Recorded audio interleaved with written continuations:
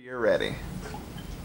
Okay, do you guys know what makes, or what programs, like national programs, why they gain the majority of public support, or why certain programs don't gain the majority of public support? Well, hopefully, after the end of my speech today, you will come to learn why some programs gain more support than others, and hopefully why space exploration should gain our support as a national program or project. And I believe I'm qualified to speak about this topic because I've been a space activist ever since 2004, so that's a little less than 10 years.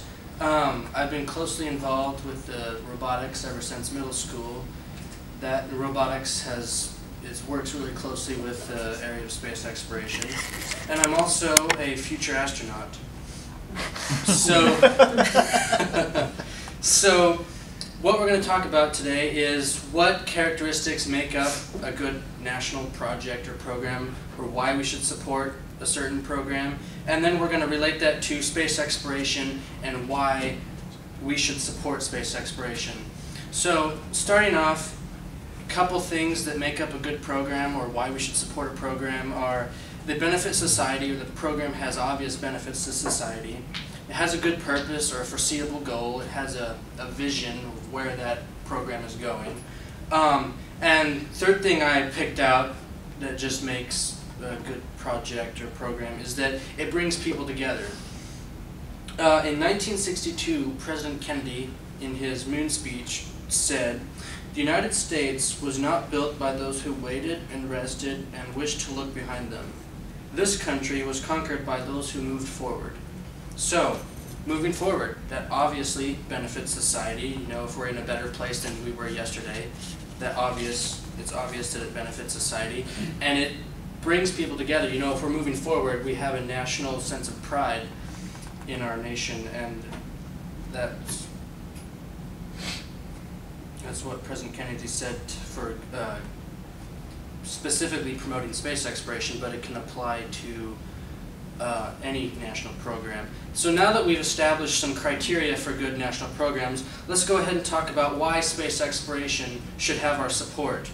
So, what do Velcro, ballpoint pens, scratch-resistant lenses, integrated circuits, memory foam, water filters, smoke detectors, safety grooving for highways and runways, and handheld power tools, protective paint, cell phones, long-distance communication, weather forecasting, and numerous medical technologies. So what do all those things have in common?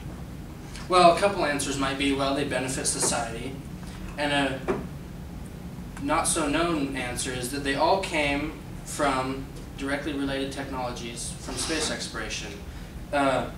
Specifically, scratch-resistant lenses, an example. The astronauts, when they went to the moon, they needed to have their visors so they wouldn't get scratched up when they were moving around in space. And so that has obvious benefits for people like me. I don't have to worry about getting scratches as much. So then they also improved water filter technology. And Kristen Conger, a writer for the Discovery Channel, she said, "Water is the essential ingredient to human survival. People cannot survive without water. Or since they cannot survive without water, the ability to convert contaminated water to pure water is an incredibly important scientific achievement."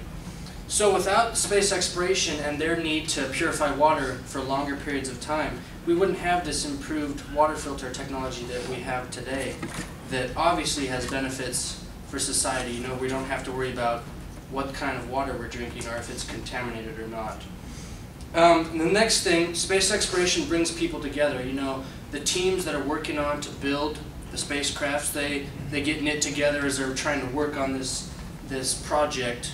And the astronauts that go up, they have lasting friendships from training for years and years before the mission.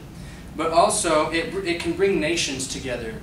In 1975, NASA and the Russian counterpart, they did a joint Apollo-Soyuz mission where each country launched a spacecraft into space, and they went up, docked in orbit, and the astronauts and cosmonauts there did a couple scientific experiments together.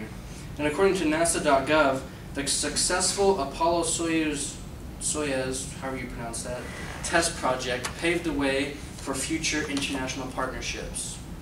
So, as evident of that, one of the modern international partnership is the International Space Station.